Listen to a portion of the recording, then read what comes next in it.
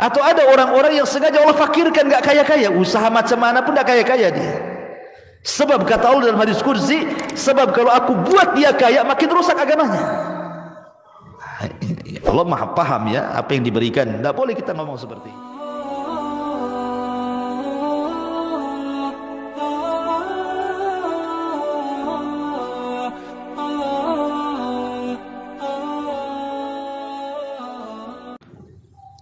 Ataupun mencela waktu. Nah, ini yang sering. Ya, sial banget hari ini. Nah, sering antum dengar gitu? Sial banget hari ini. Ataupun mengatakan pamannya antum diajak pesepak bola nih, hari Rabu pula. Ya. Kemudian mengatakan, kalau Rabu pasti antum kalah. Jadi kekalahan dinasabkan ke hari Rabu. Ya, atau hari Senin gitu ya. Atau orang-orang Jawa gitu ya, ada sebagian mereka yang masih meyakini bulan Suro itu bulan petaka. Kalau datang bulan Suro, aduh ini bulan penuh petaka ini katanya. Bulan Suro dibilang petaka gitu ya. Tidak boleh. Atau lebih parah lagi nih, zaman edan katanya. Kamu yang edan bukan zaman. Ya.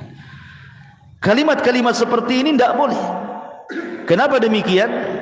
Imam Syafi'i rahimahullahu ta'ala mengatakan, naibuz zaman wal aibu fina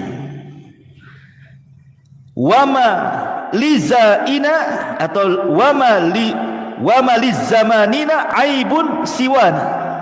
Kata Imam Syafi'i, naibuz zamana wal aibu fina wama lizamanina aibun siwana. Kata Imam Syafi'i rahimahullahu ta'ala, kita mencela zaman, waktu, sedangkan yang tercela adalah kita. Tidak ada aib bagi zaman selain aib yang datang dari kita. Tidak boleh kita mengatakan zaman edan. Zaman itu enggak edan sejak zaman dulu, sejak terbit matahari dulu sampai terbenam, sampai hari ini begitu-begitu saja. Hari berlalu datang minggu pergi datang bulan entah kemana datang tahun. Semua sama dari dulu sejak Adam sampai sekarang, ya gini-gini saja waktu. Cuman ada yang makin ke sini maksud mendekatkan kiamat, maka makin dipercepat waktu itu. Hanya itu saja. Tapi kalau kita celah zaman dengan mengatakan seperti itu, ini sial banget ini hari ini. Ya.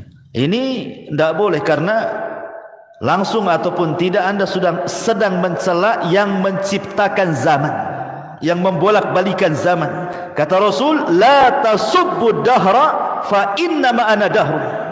Jangan kalian celah waktu. Aku yang membolak-balikan waktu, kata Allah. Jadi mencela waktu itu sama dengan mencela yang membolak-balikannya siapa? Allah. Allah antum celah. Ya. Ma'asyiral muslimin yang dimuliakan Allah Azza wa Jalla. Walaupun dalam hal ini ulama membagi tentang hukum mencela waktu ini. Kalau maksudnya sekedar memberikan kabar saja, lil khabar saja. Pamannya memang hari ini panas luar biasa, panas sekali. Kemudian kita katakan, aduh, lelah kali hari ini. Ya, lelah kali hari ini karena panas. Itu tidak apa-apa. Karena sifatnya khabar, menghabarkan. Tidak ada celaan di sini. Ya. Yang tidak boleh itu kalau seandainya kita mencela, sial kali hari ini, itu mencela. Edan kali zaman ini, itu mencela namanya. Itu tak boleh. Atau yang ketiga bisa jatuh kepada syirkul akbar. Kalau yang tadi mencela zaman bisa saja masuk kepada syirkul asghar atau haram. Tapi kalau dia mencela zaman atau meyakini zaman itulah yang membawa petaka, maka ini bisa syirkul akbar. Karena zaman itu tidak bisa apa-apa oleh yang putar. Ya. Menasabkan peristiwa kepada zaman itu salah. Ini juga di antara ucapan yang sering diucapkan manusia. Atau umpamanya berandai-andai. Di masyarakat kan suka tuh ngomong berandai-andai itu. Tapi bukan untuk lil khabar, bukan karena khabar menghabarkan, atau bukan karena sebuah nikmat, bukan. Kalau untuk khabar dan nikmat tidak ada masalah. Contoh umpamanya, seandainya kamu datang kemarin, wah, kami masak-masak nasi kebuli. Itu tidak apa-apa, ngasih kabar, ya kan? Nggak ada masalah kan? Ya. Atau umpamanya dia berandai-andai, andai aku seperti dia, kaya, aku pun samalah mau haji. Tidak ada masalah. Ya. Tapi kalau andai-andainya itu sudah nyerepet takdir, cobalah anakku nggak keluar hari ini, nggak ketabraklah dia. Nah, ini kan nggak boleh ngomong gini. Karena tidak ada urusan keluar dengan tidak keluar dengan soal kematian. Karena kematian itu memang sudah antrian. Kalau sudah waktunya, la yastakhiruna sa'atan wa la yastaqdimun. Pasti tepat waktunya, enggak mungkin mundur, enggak mungkin maju kan. Walaupun anak Anda enggak keluar, pasti mati. Entah kepleset, entah apa di rumah kan. Jadi enggak ada urusan kematian dengan keluar atau tidak keluarnya. Maka mengandai-andai seperti ini tidak boleh. Atau juga yang tidak sadar kadang-kadang mengatakan umpamanya, kalau bukan karena dokter ini, anak saya mungkin lewat lah. Bayangkan Allah tidak disisakan, Allah kemana? Kenapa mesti dokter itu yang seolah-olah mengobati anak? Kira kemana Allah? Padahal Allah mengatakan, wa idza maridtu fahuwa yashfin. Kata Ibrahim, kalau aku sakit Allah yang menyembuhkan. Walaupun maksudnya sebenarnya dia yakin Allah yang menyembuhkan lewat perantara dokter, tapi kata-katanya itu yang masalah itu syirkul asghar namanya, tidak boleh. Apalagi kalau diyakini dokter itu yang menyembuhkan, syirik besar lagi dia. Nah, ini kalimat andai-andai ini bahaya. Andai saya hendak ke sana, tentu nggak akan terjadi seperti ini. Coba saya tadi jalan pulang nggak lewat sini, nggak jatuhlah sini lubang. Nah, itu kan andai-andai kayak gini bahaya. Ya. Andai dulu aku tak nikah sama kamu, tapi nikah sama dia, udah sakinah mawaddah saya. Nggak boleh ngomong kayak gitu. Ya, itu sudah takdir Allah Azza wa Jalla. Terima antum. Karena Nabi Shallallahu Alaihi Wasallam yang mengatakan dalam hadis Nabi Shallallahu Alaihi Wasallam, ihris ala ma yanfa'u, wasta'in billah, wala ta'jaz, wa in asabaka syai'un, wa in asabaka syai'un fala taqul law fa'altu kadza lakana kadza fa inna law taftahu amal syaitan. Kata Nabi SAW, semangatlah untuk mencari yang manfaat untuk kamu, tambatkan pertolongan kepada Allah, jangan lemah. Tapi kalau menimpa musibah kepadamu, jangan berandai-andai dengan mengatakan lau seandainya, andai kata, bila mana, ya kurang lebih itu kalimat-kalimat seperti itu. Kalau aku tidak melakukan andai kata aku tidak begini, tentu tidak begitu. Andai kata aku begini, tentu begitu. Nah, itu tidak bisa.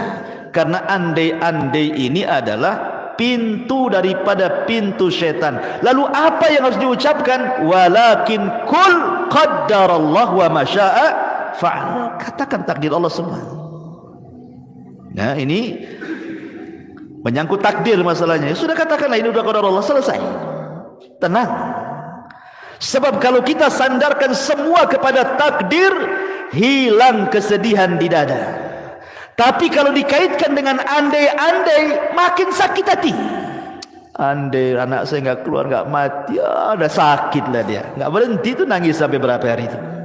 Tapi kalau antum katakan semua sudah takdir, selesai dada, lapang semua. Oh, anak saya mati sudah ditakdirkan 500 tahun sebelum Allah menciptakan langit dan bumi. Selesai. Ya kan? Jadi kalimat-kalimat seperti ini hati-hati. Andai-andai ini. Ya. Atau mencela penyakit. Mencela penyakit. Aduh, wah, sial kali penyakit ini, lama kali sembuh. Kan itu kan ada tuh orang kayak gitu. Ya. Saking lamanya sembuh penyakit, dicela-celanya penyakit itu. Di zaman Rasul ada seorang wanita namanya Ummu Sa'id. Ummu Sa'id. Sakit kepala, diikat kepalanya. Karena zaman itu belum ada paramek. Sekarang sakit kepala minum paramek, bodrek atau apa gitu. Diikat zaman dulu. Jadi Nabi SAW heran, malaka ya Ummu Sa'id, ada apa ikat-ikat itu kepalamu itu, kata Rasul itu, kata Musa'ib, al-humma la barakatallahu fiha, katanya. Ya Rasul, semoga tidak diberkahi penyakit demam ini, katanya. Dicelah.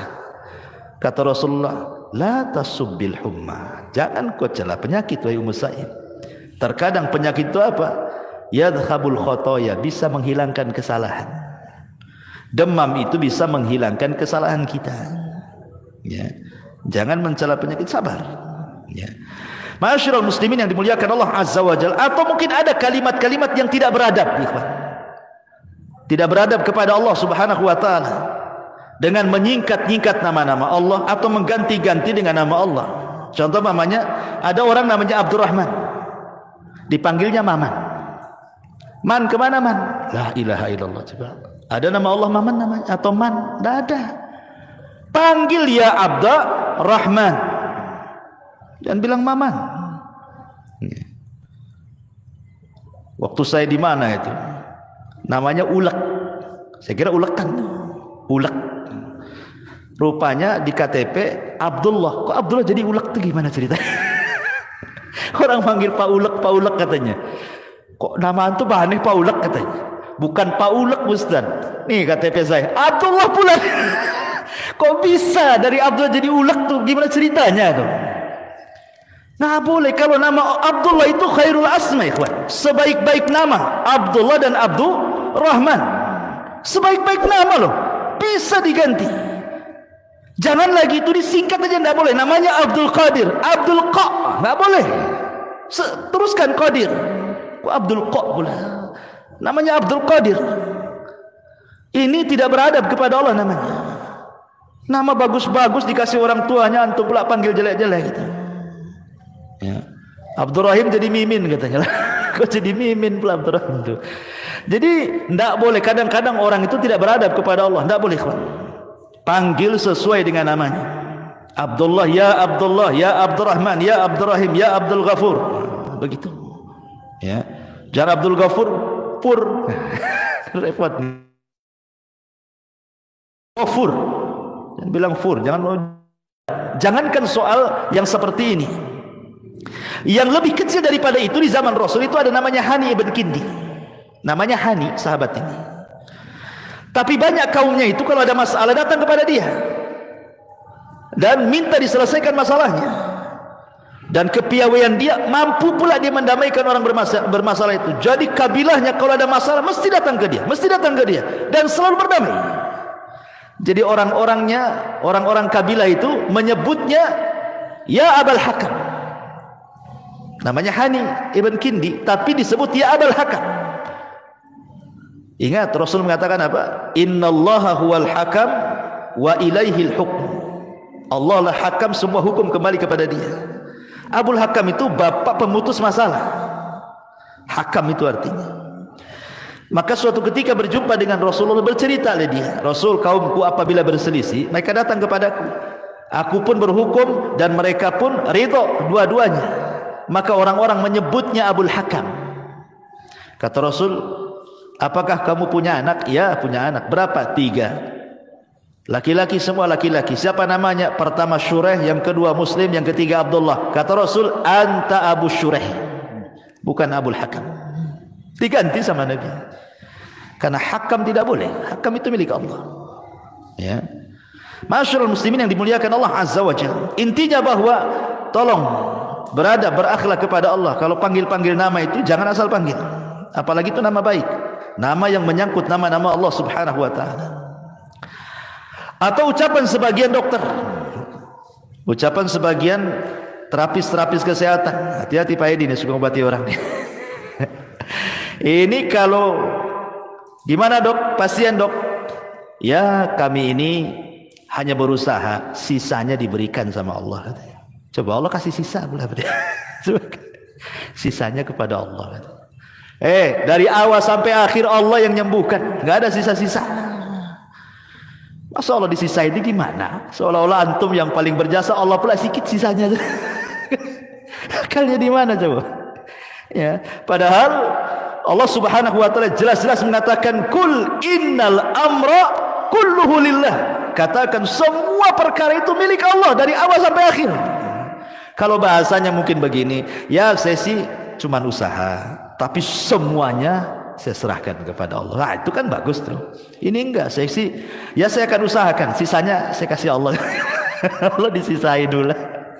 Hati-hati nih yang tukang obat-obat ini. Taib. Ini juga masalah.